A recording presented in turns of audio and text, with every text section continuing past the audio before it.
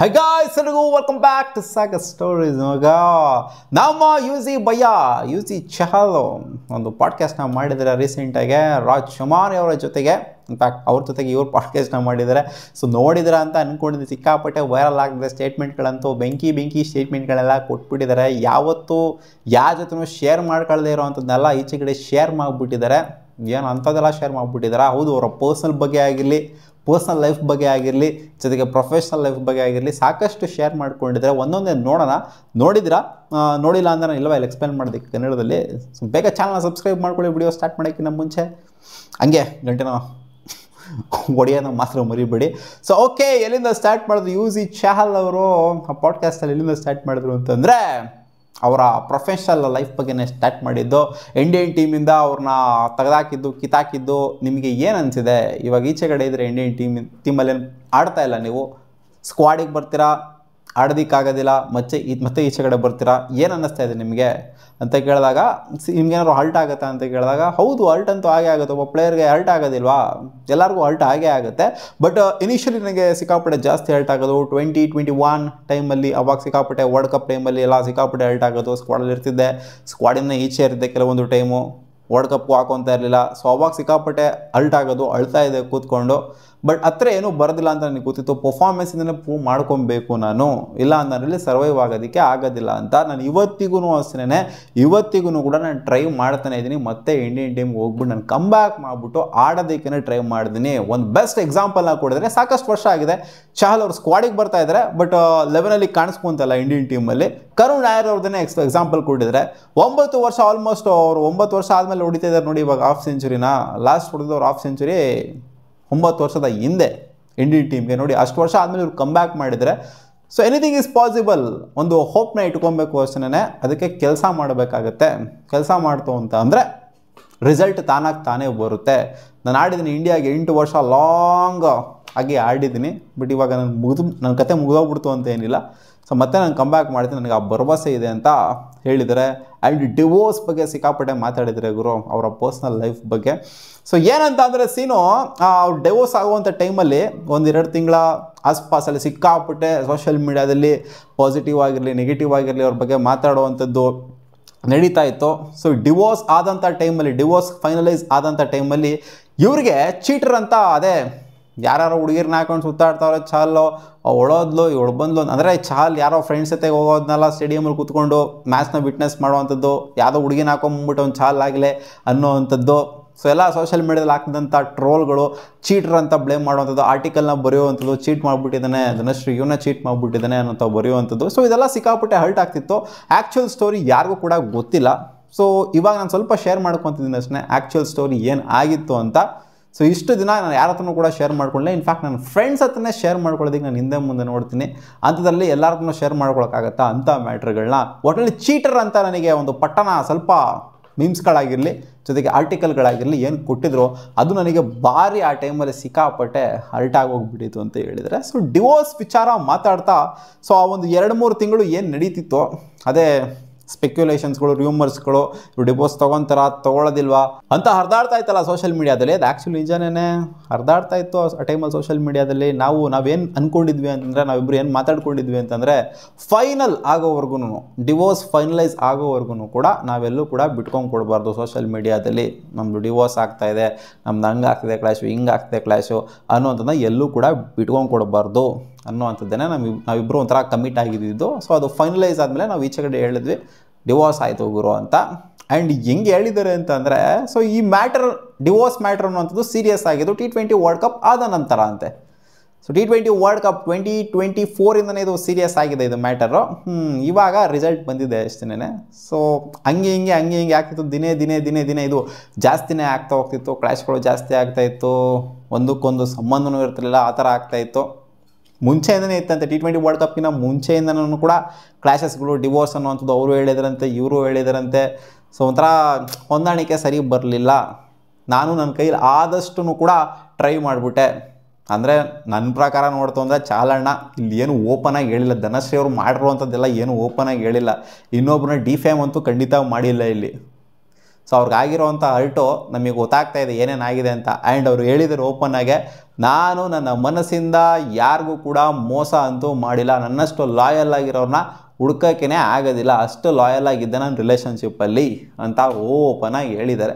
So ಇದು ತೋರಿಸುತ್ತೆ, ನಾವೇ ಇಲ್ಲಿ ಡಿಫೇಮ್ ಮಾಡಬೇಕು ಅಂತ ಏನಿಲ್ಲ ಅವ್ರನ್ನ, ಬಟ್ ಆದರೂ ಇದು ತೋರಿಸ್ತಾ ಇದೆ, ಎತ್ತೆತ್ತಿ ತೋರಿಸ್ತಾ ಇದೆ ಏನಾಗಿತ್ತು. ಬಟ್ ಇವ್ರನ್ನ ಚೀಟರಾಗಿ ಫ್ರೇಮ್ ಮಾಡಿಬಿಟ್ಟಿದ್ರಂತೆ ಸ್ವಲ್ಪ ಆರ್ಟಿಕಲ್ಸ್ಗಳು ಅವರು ಇವರೆಲ್ಲ. ಅದನ್ನ ನೋಡ್ಬಿಟ್ಟು ಸಿಕ್ಕಾಪಟ್ಟೆ ಹೈಟ್ ಆಗೋಗ್ಬಿಟ್ಟಿದ್ದು, ನನಗೆ ಸಿಕ್ಕಾಪಟ್ಟೆ ಡಿಪ್ರೆಷನ್ಗೆ ಹೊರಟೋಗ್ಬಿಟ್ಟಿದ್ದೆ ನಾನು. ಆ ಒಂದು 3-4 ತಿಂಗಳು ಏನಿದೆ ಸಿಕ್ಕಾಪಟ್ಟೆ ಹೆವಿ ಡಿಪ್ರೆಷನ್ಗೆ ಹೋಗ್ಬಿಟ್ಟಿದ್ದೆ ನಾನು. ಆ ಟೈಮಲ್ಲಿ ನನ್ನ ಫ್ರೆಂಡ್ಸ್ ಇರಲಿಲ್ಲ ಅಂತಂದಿದ್ರೆ ಅವ್ರು ನಾನು ಸಿಂಗಲಾಗಿ ಇರೋಕ್ಕೇ ಒಂಟಿಯಾಗಿ ಇರೋಕ್ಕೇ ಬಿಡ್ತಾ ಇರಲಿಲ್ಲ. ಫ್ರೆಂಡ್ಸ್ ಇರಲಿಲ್ಲ ಅಂತಂದರೆ ಇನ್ನೂ ಏನಾಗ್ತಿದ್ದೋ ಗೊತ್ತಿರಲಿಲ್ಲ ನಾನು. ಸೂಸೈಡಲ್ ಥಾಟ್ಸ್ಗಳು ಕೂಡ ನನಗೆ ಈ ರಿಲೇಷನ್ಶಿಪ್ ಮ್ಯಾಟ್ರಲ್ಲಿ ನನಗೆ ಸೂಸೈಡಲ್ ಥಾಟ್ಸು ಕೂಡ ಬಂದಿದೆ ಅಂತ ಅವರೇ ನಿಜ ಒಪ್ಕೊಂಡಿದ್ದಾರೆ. ನೋಡಿ ಹೆಂಗೆ ಅಂತ ಎಲ್ಲ ಇರುತ್ತೆ, ಒಬ್ಬ ಪ್ಲೇಯರ್ಗೆ ಆಗಿರಲಿ, ಒಬ್ಬ ಪರ್ಸನ್ಗೆ ಆಗಿರಲಿ, ಕೆಲವೊಬ್ರಿಗೆ ಎಲ್ಲ ಇರುತ್ತೆ. ನೇಮ್ ಇರುತ್ತೆ, ಫೇಮ್ ಇರುತ್ತೆ, ದುಡ್ಡಿರುತ್ತೆ, ಲಕ್ಸುರಿ ಇರುತ್ತೆ, ಎಲ್ಲ ಇರುತ್ತೆ. ಬಟ್ ಮನ್ಸಿಗೆ ನೆಮ್ಮದಿ ಇರೋದಿಲ್ಲ. ನಾವು ಯಾರು ಅಂತಲೇ ಮರ್ತೋಗ್ಬಿಟ್ಟಿರ್ತೀವಿ ಕೆಲವೊಂದು ಟೈಮು. ಎಲ್ಲೋ ಗಾರೆ ಕೆಲಸ ಮಾಡ್ಕೊಂಡಿರೋರು ನೆಮ್ಮದಿಯಾಗಿ ಆರಾಮಾಗಿ ಖುಷಿಯಾಗಿ ತಣ್ಣಗಿರ್ತಾರೆ. ಸೊ ಆ ಥರ ಆಗುತ್ತೆ ಕೆಲವೊಂದು ಟೈಮಲ್ಲಿ. ಸೊ ಇವರು ಅದನ್ನೇ ಹೇಳಿರೋವಂಥದ್ದು, ನೆಮ್ಮದಿ ಇರಲಿಲ್ಲ ನನಗೆ ಅಂತ. ಎಷ್ಟು ಇವರೊಬ್ರಿಗೆ ಮಾತ್ರ ಅಂತಲ್ಲ, ಎಷ್ಟೋ ಜನಕ್ಕೆ ಶ್ರೀಮಂತರಾಗಿರೋವಂಥವ್ರಿಗೇ ಎಷ್ಟೋ ಜನಕ್ಕೆ ಇಂಥದ್ದೆಲ್ಲ ಆಗುತ್ತೆ. ಸೊ ನಾನೇನು ಫಸ್ಟ್ ಟೈಮ್ ಏನು ಆಗ್ತಾಯಿಲ್ಲ, ನಾನು ಒಬ್ಬನಿಗೆ ಏನು ಆಗ್ತಾಯಿಲ್ಲ, ಅಲ್ಲಿ ಸುಮಾರು ಜನಕ್ಕೆ ಆಗಿರೋ ಅಂಥದ್ದೇ ನನಗೂ ಕೂಡ ಆಗಿದೆ. ಆ್ಯಂಡ್ ಕ್ರಿಕೆಟರ್ಸ್ಗಳದ್ದು ಸಿಕ್ಕಾಪಟ್ಟೆ ಪ್ರೊಫೆಷ್ನಲ್ ಸ್ಪೋರ್ಟಲ್ಲಿ ಆಡೋವಂಥ ಅಥ್ಲೀಟ್ಸ್ಗಳದ್ದು, ಸೊ ಅವ್ರದ್ದೆಲ್ಲ ಎಕ್ಸಾಂಪಲ್ ಕೊಡಿದ್ರೆ ನಾನು ಒಬ್ಬಂದೇನಲ್ಲ, ಬೇಜಾನ್ ಜನದಿ ಥರ ಆಗೋಗ್ಬಿಟ್ಟಿದೆ. ಸೊ ನಾನು ಅದನ್ನು ಇವಾಗ ಅದ್ರ ಬಗ್ಗೆ ಯೋಚನೆ ಮಾಡ್ಕೊಂಡು ಕೊರಿಕೊಂಡು ಕೂತ್ಕೊಂಡಿದ್ದೆ ಅಂತಂದರೆ, ನಾನು ಬಿಟ್ಟೋಗ್ಬಿಟ್ರು, ನಂಗೆ ಹಂಗಾಗೋಗ್ಬಿಡ್ತು ಹಿಂಗಾಗೋಗ್ಬಿಡ್ತು ಯೋಚನೆ ಮಾಡ್ಕೊಂಡು ಕೂತ್ಕೊಂಡಿದ್ದೆ ಅಂತಂದರೆ ನಾನೇ ಡ್ರೈನ್ ಆಗ್ತಾ ಇರ್ತೀನಿ. ಅವ್ರಿಗೇನೂ ಆಗಲ್ಲ, ನನಗೇ ಆಗ್ತಾ ಇರುತ್ತೆ, ನನಗೇ ಕೊರಿತಾ ಇರುತ್ತೆ. ಸೊ ಅದರಿಂದ ಈಚೆ ಕಡೆ ಬರೋದಕ್ಕೆ ಆದಷ್ಟು ಕೂಡ ಟ್ರೈ ಮಾಡ್ತಾಯಿದ್ದೀನಿ. ಇನ್ನೂ ಕೂಡ ಈಚೆ ಬರೋದಕ್ಕೆ ಆಗೋದಿಲ್ಲ ಅದು, ಬಟ್ ಆದಷ್ಟು ಕೂಡ ಟ್ರೈ ಮಾಡ್ತಾಯಿದ್ದೀನಿ ಅಂತಲೇ ಹೇಳಿರುವಂಥದ್ದು. ಸೊ ಸಿಕ್ಕಾಪಟ್ಟೆ ಹರ್ಟ್ ಆಗಿದ್ದಾರೆ, ಅದನ್ನು ತೋರಿಸ್ಕೊತಾ ಇಲ್ಲ, ಅಷ್ಟೇನಾಗಿ ತೋರಿಸ್ಕೊತಾ ಇಲ್ಲ. ಆ್ಯಂಡ್ IPL ಬಗ್ಗೆ ಮಾತಾಡಿದರೆ RCB ಆ್ಯಂಡ್ ಪಂಜಾಬ್ ಕಿಂಗ್ಸ್ ಬಗ್ಗೆ ಮಾತಾಡಿದರೆ, RCB ಆ್ಯಂಡ್ ಪಂಜಾಬ್ ಕಿಂಗ್ಸ್ ಬಗ್ಗೆ ಮಾತಾಡ್ತಾ ಅದೇ RCBದು ಬಗ್ಗೆ ಅಂದರೆ RCB ರಿಲೀಸ್ ಮಾಡಿದ್ದು ಅವರಿಗೆ ಬೇಜಾರಾಯಿತು. ಸೊ ಆ ವಿಚಾರ ಎಲ್ಲ ಹಳೇದು, ಮುಂಚೆನೇ ಮಾತಾಡಿದರೆ. ಆ್ಯಂಡ್ ಇಲ್ಲೂ ಕೂಡ ಮಾತಾಡಿದ್ರು, RCB ರಿಲೀಸ್ ಮಾಡಿದ್ದು ಬೇಜಾರಾಯಿತು, ಅವ್ರು ಏನು ಕೇಳಿದೆ ನನಗೆ ಹಂಗೆ ರಿಲೀಸ್ ಮಾಡಿಬಿಟ್ರು, ಬಿಟ್ಬಿಟ್ರು ನನ್ನ ಅದು ಇದು ಅಂತೆಲ್ಲ. ಬಟ್ RCB ಮತ್ತು ಪಂಜಾಬ್ ಅಂತ ಬಂದಾಗ ಪಂಜಾಬ್ ಕಿಂಗ್ಸಿಗೆ ಫ್ಯಾನ್ ಫಾಲೋಯಿಂಗ್ ಅನ್ನೋದು ಈ ಸೀಸನ್ನು ಸಿಕ್ಕಾಪಟ್ಟೆ ಇನ್ಕ್ರೀಸ್ ಆಗಿದೆ. ನಾನು ಗಮನಿಸಿರೋ ಪ್ರಕಾರ ಮುಂಚೆ ಅಷ್ಟಿರಲಿಲ್ಲ ಪಂಜಾಬ್ ಕಿಂಗ್ಸ್ಗೆ, ಬಟ್ ಈ ಸೀಸನಿಂದ ಸಿಕ್ಕಾಪಟ್ಟೆ ಫ್ಯಾನ್ ಫಾಲೋಯಿಂಗು ಇನ್ಕ್ರೀಸ್ ಆಗಿದೆ. ಸೊ ಇದೊಂದು ಖುಷಿ ವಿಚಾರ. ಬಟ್ RCB ಫ್ಯಾನ್ಸ್ ಬಗ್ಗೆ ಮಾತಾಡೋಂಗೇನೇ ಇಲ್ಲ, hard core loyal ಫ್ಯಾನ್ಸ್ಗಳವರು.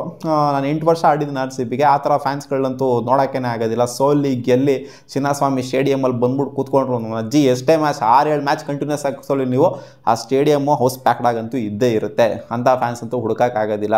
CSK match ಇದ್ದಾಗ ಒಂದು ಸ್ವಲ್ಪ MS ಧೋನಿ ಬರ್ತಾರೆ ಅಂತ ಅಂದಾಗ ಒಂದು ಸ್ವಲ್ಪ ಅಲ್ಲಿ ಇಲ್ಲಿ ಕ್ರೌಡ್ಗಳು ವೇರಿ ಆಗ್ಬೋದು ಅಷ್ಟೇ. ಅದು ಬಿಡುತ್ತೋ ಅಂತಂದರೆ RCB ಫ್ಯಾನ್ಸ್ನ ಚಿನ್ನಸ್ವಾಮಿ ಸ್ಟೇಡಿಯಮಲ್ಲಿ ಅವನ ಅಜ್ಜಿ ಅದು ಒಂಥರ ಹೇಳೋಕ್ಕೆ ಆಗೋದಿಲ್ಲ, ಆ ಥರ ಒಂದು ವೈಬ್ ಕೊಡುತ್ತೆ ಚಿನ್ನಸ್ವಾಮಿ ಸ್ಟೇಡಿಯಮ್ಮು. ಅವ್ರನ್ನಂತೂ ಮರೆಯೋಕ್ಕಾಗಲ್ಲ ಅಂತಲೇ ಹೇಳಿರೋದು. ಈ ಸೀಸನ್ ನಾನು IPL ಆಡೋ ಥರ ಇದ್ದೆ ಅಂತ ಅಂದ್ಕೊಂಡಿದ್ರು ನೀವು, ಖಂಡಿತ IPL ಆಡೋ ಥರ ಅಂತ ಇರಲಿಲ್ಲ. ನಾನು IPLನ ಮಿಸ್ ಮಾಡ್ಕೊಳ್ಳೋಂಥ ಎಲ್ಲ ಸಾಧ್ಯತೆ ಇತ್ತು. ನನ್ನ ಮೆಂಟಲ್ ಹೆಲ್ತು ಅಷ್ಟು ಹಾಳಾಗಿತ್ತು.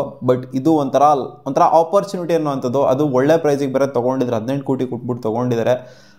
ದುಡ್ಡು ಮಾತ್ರ ಅಂತಲ್ಲ, ಸೊ ಕೆರಿಯರ್ ವೈಸ್ ನೋಡ್ತಂದ್ರೂ ಕೂಡ ಇದೊಂದು ಒಳ್ಳೆ ಅವಕಾಶ ನನಗೆ. ಇದನ್ನು ಮಿಸ್ ಮಾಡಿಕೊಂಡೆ ಅಂತಂದರೆ ಮತ್ತೆ ತಿರ್ಗಾ ಕೆಳಗಡೆ ಕುಗ್ಗೋಗ್ಬಿಡ್ತೀನಿ ನಾನು. ಅದಕ್ಕೋಸ್ಕರ ಮತ್ತೆ ರಿಟರ್ನ್ ಆದ್ರಂತ. ಇನ್ಫ್ಯಾಕ್ಟ್ BCCIಗೆಲ್ಲ ಹೇಳ್ಬಿಟ್ಟಿದ್ರಂತಿವರು, ಒಂದು 3-4 ತಿಂಗಳನ್ನು ಬಿಟ್ಬಿಡಿ, ಎಲ್ಗೂ ಕೂಡ ಹಾಕೋಣಕ್ಕೆ ಹೋಗ್ಬಿಡಿ. ಅಂದರೆ ಮೇನ್ ಸ್ಕೀಮ್ ಆಫ್ ಥಿಂಗ್ಸ್ ಎಲ್ಲ ಅಷ್ಟೇನಾಗಿ ಇರಲಿಲ್ಲ ಅವರು, ಬಟ್ ಆದರೂ ಕೂಡ ಅವ್ರು ಹೇಳ್ಬಿಟ್ಟಿದ್ರಂತೆ. ಸೊ ಅದೆಲ್ಲ ಏನು ಜಂಜಾಟ ಏನು ನಡೀತಾ ಇತ್ತು, ಅವ್ರು ಡಿಪ್ರೆಷನ್ ಇದ್ದಂಥ ಟೈಮಲ್ಲಿ.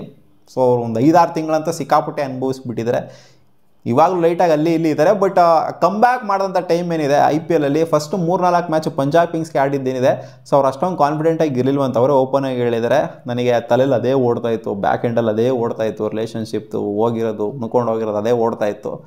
ಬಟ್ ಆದಮೇಲೆ 3-4 ಮ್ಯಾಚ್ ಆದಮೇಲೆ ನನಗೆ ಒಂದು ಸ್ವಲ್ಪ ಸ್ಟೆಬಿಲಿಟಿ ಅನ್ನೋದು ಬಂತು ಅಂತ ಓಪನ್ ಆಗೆಲ್ಲ ಒಪ್ಕೊಂಡಿದ್ದಾರೆ. ಆ್ಯಂಡ್ ಮೆಮ್ಸ್ ರಿಲೇಟೆಡ್ ಕೂಡ ಮಾತಾಡಿದ್ದಾರೆ. ಸಿಕ್ಕಾಪಟ್ಟೆ ಮೆಮ್ಸ್ನ ನಾನು ಇಷ್ಟಪಡ್ತೀನಿ, ಟ್ರೋಲ್ ಮಾಡ್ತಾರಲ್ಲ ನಾನು ಇಷ್ಟಪಡ್ತೀನಿ. ನಾನು ಪಾಸಿಟಿವ್ ಆ್ಯಂಗಲ್ ಇತ್ತು ಅಂದರೆ ಸಿಕ್ಕಾಪಟ್ಟೆ ಇಷ್ಟ ಆಗುತ್ತೆ ನನಗೆ. ಆ ಒಂದು ಮಲ್ಕೊಳ್ಳೋ ಅಂಥದ್ದು ಏನಿದೆ ಇರೋದು ಸಿಕ್ಕಾಪಟ್ಟೆ ವೈರಲ್ ಆಗುತ್ತಲ್ಲ, 5-4 ತೆಗೆದಾಗ ಹ್ಯಾಟ್ರಿಕ್ ತೆಗೆದಾಗೆಲ್ಲ ಮಲ್ಕೊತಾರಲ್ಲ ಹಿಂಗೆ. ಸೊ ಆ ಮಿಮ್ ನಂಗೆ ಸಿಕ್ಕಾಪಟ್ಟೆ ಇಷ್ಟ. ಅದು ಯಾರು ಮಾಡಿದ್ರೂ ಒಂದು ದೊಡ್ಡ ನಮಸ್ಕಾರ ಹೊಡಿಬೇಕು ಆ ಮಿಮ್ಮಿಗೆ. ಆ ಥರ ನನ್ನ ಆ್ಯಕ್ಷನ್, ನಾನು ಒಂಥರ ಸೆಲೆಬ್ರೇಷನ್ನೇ ಆ ಥರ ಮಾಡ್ಕೊಂಬಿಟ್ಟಿದ್ದೀನಿ ಇವಾಗ, ಮಿಮ್ನೇ ಸೆಲೆಬ್ರೇಷನ್ ಮಾಡ್ಕೊಂಬಿಟ್ಟಿದ್ದೀನಿ ಅಂತ ಹೇಳಿದ್ರೆ. ಆ್ಯಂಡ್ ಕೆಟ್ಟಾಗ ಮಾಡ್ತು ಅಂತಂದರೆ ಅದನ್ನು ನಾನು ಇಗ್ನೋರ್ ಮಾಡ್ತೀನಿ ಅಷ್ಟೇ ಇವಾಗ. ಅಂದರೆ ರಿಲೇಷನ್ಶಿಪ್ಪಲ್ಲಿ ಇವ್ರು ಇದ್ದಂಥ ಟೈಮಲ್ಲಿ ಆ ಡಿವೋರ್ಸ್ ಅದು ಇದು ಎಲ್ಲ ಇದಾಗ್ತಾ ಇತ್ತಲ್ಲ, ಆ ಟೈಮಲ್ಲಿ ಬೆಜ್ಜಾನ್ ಇವ್ರ ಬಗ್ಗೆ ನೆಗೆಟಿವಿಟಿ ಅನ್ನುವಂಥದ್ದು, ಅದೇ ಎಣ್ಣೆ ಹೊಡ್ಕೊಂಡು ಬಂದು ತೂರಾಡ್ಕೊಂಡು ಬರ್ತಾರಲ್ಲ, ಅದು ಸಿಕ್ಕಾಪಟ್ಟೆ ವೈರಲ್ ಆಗ್ತಿತ್ತಲ್ಲ. ಸೊ ಅವೆಲ್ಲ ನೋಡ್ಬಿಟ್ಟು ನಂಗೆ ಸಿಕ್ಕಾಪಟ್ಟೆ ಕೂಗೋಗ್ಬಿಟ್ಟಿದೆ. ನಾನು ಸೋಷಲ್ ಮೀಡಿಯಾದ ನೋಡೋದೇ ಬಿಟ್ಬಿಟ್ಟಿದ್ದೆ ನಾನು. ಅದಾದಮೇಲೆ ಇವಾಗ ಕಮ್ ಬ್ಯಾಕ್ ಮಾಡಿದ್ದೀನಿ ಅಂತ ಹೇಳಿದರೆ, ಸೊ ರಿಲೇಷನ್ಶಿಪ್ ಬಗ್ಗೆ ಬಿಟ್ಬಿಡೋಣ ಇವಾಗ. ಜಾಸ್ತಿ ರಿಲೇಷನ್ಶಿಪ್ ಬಗ್ಗೆ ಮಾತಾಡೋದು ಬೇಡ. ಸುಮಾರು ಮಾತಾಡಿದರೆ, ನೀವು ಪಾಡ್ಕಾಸ್ಟ್ ನೋಡಿ ಅರ್ಥ ಆಗುತ್ತೆ. ರನ್ಸ್ ಆ್ಯಂಡ್ ವಿಕೆಟ್ಸ್ ಅಂತ ಬಂದಾಗ, ಜಾಸ್ತಿ ನಾನು ಬೌಲಿಂಗ್ ಅಂತ ಬಂದಾಗ ನಾನು ಅಟ್ಯಾಕಿಂಗ್ ಅಪ್ರೋಚ್ ನಂದು ಯಾವಾಗಲೂ. ನಾನು ರನ್ಸು ಇಷ್ಟು ಬರುತ್ತೆ ಅಷ್ಟು ಬರುತ್ತೆ ಅಂತ ತಲೆ ಇಟ್ಕೊಳೋದಿಲ್ಲ. ಹೌದು, ರನ್ಸ್ಗಳು ಬರುತ್ತೆ, ನಾನು ವಿಕೆಟ್ ಎತ್ತೋದೇ ನನ್ನ ಮೇನ್ ಇಂಟೆನ್ಷನ್ ಆಗಿರುತ್ತೆ. ಅದರಿಂದ ಹಾಕೊಂಡು ಕೊಡ್ತೀನಿ ನಾನು ಬಾಲ್. ಕೆಲವೊಂದು ಬಾಲ್ ನಾನು ಹಾಕೊಂಡು ಕೊಡ್ತೀನಿ, ಅಂದರೆ ಫ್ಲೈಟ್ ಮಾಡ್ತೀನಿ ನಾನು ಬಾಲ್ನ ಹೊಡಿಲಿ ಅಂತಲೇ. ಬಟ್ ಅವಾಗ ನನಗೆ ಗೊತ್ತಾಗಲ್ಲ, ಆ ಟೈಮಲ್ಲಿ ನಂಗೆ ರಿಯಲೈಸ್ ಆಗೋದಿಲ್ಲ. ಬಟ್ ಆಮೇಲೆ ನನಗೆ ರಿಯಲೈಸ್ ಆಗುತ್ತೆ, ಇಲ್ಲ ಗುರು, ಒಂದು 10 ರನ್ ಕಮ್ಮಿ ಓಡಿಸ್ಕೊಬೋದಾಗಿತ್ತಲ್ವ, ನಾನು ಫ್ಲೈಟ್ ಮಾಡಿಲ್ಲ ಅಂತಂದರೆ, ಅವ್ರಿಗೆ ಹಾಕೊಂಡು ಕೊಟ್ಟಿಲ್ಲ ಅಂತಂದರೆ 1-2 6 ಕಮ್ಮಿ ಓಡಿಸ್ಕೊಬೋದಾಗಿತ್ತಲ್ವ ನಾನು ಅಂತ. ಆಮೇಲೆ ಅನಿಸುತ್ತೆ, ಮ್ಯಾಚ್ ಏನಾದ್ರು ಸೋತೋಗ್ಬಿಡ್ತು ಅಂತ ಅಂದಾಗ, ಇಲ್ಲ ನಾನು ಒಂದು 20 ರನ್ ಕಮ್ಮಿ ಕೊಟ್ಟಿರ್ಬೋದಾಗಿತ್ತಲ್ವ, ನಾನು ಅಗ್ರೆಸಿವ್ ಆಗಿ ಬೌಲಿಂಗ್ ಮಾಡಿಲ್ಲದೆ ಇದ್ದಿದ್ರೆ ಚೆನ್ನಾಗಿರ್ತಿತ್ತು ಅಲ್ವಾ ಅಂತ ಯಾವಾಗ ಅನಿಸಿತ್ತು ಅಂದರೆ, ಇವರಿಗೆ 2019 ವರ್ಲ್ಡ್ ಕಪ್ ಸೆಮಿಫೈನಲ್ ಮ್ಯಾಚಲ್ಲಿ ಇವ್ರಿಗೆ ಅನಿಸಿತ್ತಂತೆ, ನಾನು ಇನ್ನೊಂದು ಸ್ವಲ್ಪ 20 ರನ್ ಕಮ್ಮಿ ಕೊಟ್ಟಿರ್ಬೋದಾಗಿತ್ತು. ಅದು ಆಲ್ಟ್ ಬ್ರೇಕ್ ಆಯ್ತಂತೆ ಆ್ಯಕ್ಚುಲಿ ಇವರಿಗೆ. 2019 ವರ್ಲ್ಡ್ ಕಪ್ಪಲ್ಲಿ ಆ್ಯಕ್ಚುಲಿ ಎಲ್ಲರಿಗೂ ಹಾರ್ಟ್ ಬ್ರೇಕ್ ಆಗಿತ್ತಂತೆ. ಸೆಮಿಫೈನಲ್ ನ್ಯೂಜಿಲೆಂಡ್ ಮೇಲೆ ಸೋತಾದ್ಮೇಲೆ MS ಧೋನಿ ಅವರಿಗೆ ಹಾರ್ಟ್ ಬ್ರೇಕ್ ಆಗಿತ್ತು ಅವತ್ತು. ಅವರ ಲಾಸ್ಟ್ ಮ್ಯಾಚ್ ಆಗಿತ್ತು ಅವತ್ತು. ಅವ್ರು ಡ್ರೆಸ್ಸಿಂಗ್ ರೂಮಲ್ಲಿ ಬಂದ್ಬಿಟ್ಟು ಹತ್ಕೊಂಡು ಕೂತ್ಕೊಂಡಿದ್ರು, ನಿಂತ್ಕೊಂಡಿದ್ರು, ಕಣ್ಣಲ್ಲಿ ನೀರು ತುಂಬ್ಕೊಂಡ್ಬಿಟ್ಟಿದ್ದು. ಎಲ್ಲರೂ ಕೂಡ ಹತ್ಕೊಂಡು ವಾಶ್ರೂಮ್ ಹೋಗಿ ಹತ್ಕೊಂಡು ಕೂತ್ಕೊಂಡ್ಬಿಟ್ಟಿದ್ರು ಅವತ್ತು. ಸೊ ಅದು ಸಿಕ್ಕಾಪಟ್ಟೆ ಹಾರ್ಟ್ ಬ್ರೇಕಿಂಗ್ ಮೂಮೆಂಟ್ ಅನ್ನಂದರೆ ಅದು ನನಗೆ ಅದೇನೇ ಅಂತ ಹೇಳಿದರೆ, ಅದೇ 20 ರನ್ ಕಮ್ಮಿ ಕೊಟ್ಟಿರ್ಬೋದು, 15-20 ರನ್ ಕಮ್ಮಿ ಕೊಟ್ಟಿರ್ಬೋದಾಗಿತ್ತು, ನಾವು ಗೆದ್ದಿರ್ಬೋದಾಗಿತ್ತು ಆ ಮ್ಯಾಚ್ನ ಅಂತ ನನಗೆ ಮ್ಯಾಚ್ ಆದಮೇಲೆ ಅನ್ನಿಸ್ತು. ಒಟ್ಟಾಗಿ ಅಗ್ರೆಸಿವ್ ಬೌಲಿಂಗ್ ನಾವು ಮಾಡ್ತೀನಿ, ಅದೇ ನನ್ನ ವೀಕ್ನೆಸ್ ಅಂತ ಹೇಳಿದ್ರೆ. ಆ್ಯಂಡ್ ಸ್ಟ್ರೆಂತು ಕೂಡ ಅದೇ ಹೆಂಗೆ ನೋಡೋಕೆ ಹೋಯ್ತು ಅಂದರೆ, ಅವರಿಗೆ ಸೈಕ್ ಮಾಡಿರುವಂಥ ಬ್ಯಾಟ್ರಿಗಳು ಯಾರು ಅಂತ ಅಂದರೆ, ಹೆನ್ರಿಕ್ ಕ್ಲಾಸನ್ ಜೊತೆಗೆ ನಿಕೋಲಸ್ ಪೂರನ್ ಅಂತ. ಎಲ್ಲ ಹಾಕಿದ್ರು ಹೊಡಿತಾರೆ ಗುರು, ಹೆಂಗೆ ಟ್ರೈ ಮಾಡಿದ್ರು ಕೂಡ ಹೊಡಿತಾರೆ. ಈ ಇಬ್ಬರು ಬ್ಯಾಟ್ರಿಗಳು ನನಗೆ ಒಂಥರ ಭಯ ಹುಟ್ಟಿಸಿದ್ರು ಅಂತ ಅಲ್ಲ, ಒಟ್ಟಲ್ಲಿ ಹೆಂಗೆ ಹಾಕಿದ್ರು ಹೊಡಿತಾರೆ, ಇವ್ರಿಗೆ ಹೆಂಗೂ ಬೌಲಿಂಗ್ ಮಾಡೋದು ಅಂತ ಅನಿಸಿದೆ ನನಗೆ ಅಂತ ಅನಿಸಿರುವಂಥ ಬ್ಯಾಟ್ರಿಗಳು ಇವರಿಬ್ಬರೇ ಅಂತ ಹೇಳಿದ್ದಾರೆ. ಸೊ ಇನ್ನೂ ಸಿಕ್ಕಾಪಟ್ಟೆ ವಿಚಾರದ ಬಗ್ಗೆ ಚರ್ಚೆ ಮಾಡಿದರೆ 2 ಅವರ್ನ ಪಾಡ್ಕಾಸ್ಟ್ ಅದು. ನಾನು 10 ನಿಮಿಷದಲ್ಲೆಲ್ಲ ಹೇಳೋದಕ್ಕೆ ಆಗೋದಿಲ್ಲ ನಿಮಗೆಲ್ಲನೂ ಕೂಡ ಡೀಟೇಲ್ ಆಗಿ ಕೂತ್ಕೊಂಡು. ಸೊ ಪಾಡ್ಕಾಸ್ಟ್ನ ನೋಡ್ಬಿಟ್ಟು ಅರ್ಥ ಮಾಡ್ಕೊಳ್ಳಿ. ಸೊ ಮೇನ್ ಇಂಪಾರ್ಟೆಂಟ್ ಟಾಪಿಕ್ ಏನಿತ್ತು ಅಂದರೆ ಹಾರ್ಡ್ ಕೋರ್ ಟಾಪಿಕ್ಗಳು, ಅದೇ ಅವರ ರಿಲೇಷನ್ಶಿಪ್ ಬಗ್ಗೆ ಇಷ್ಟು ದಿನ ಮುಚ್ಚಿಟ್ಟಿದ್ರಲ್ಲ, ಅದನ್ನು ಇವಾಗ ಈಚೆಗಡೆ ಬಿಚ್ಚಿಟ್ಟಿದ್ದಾರೆ ಅಷ್ಟೇ.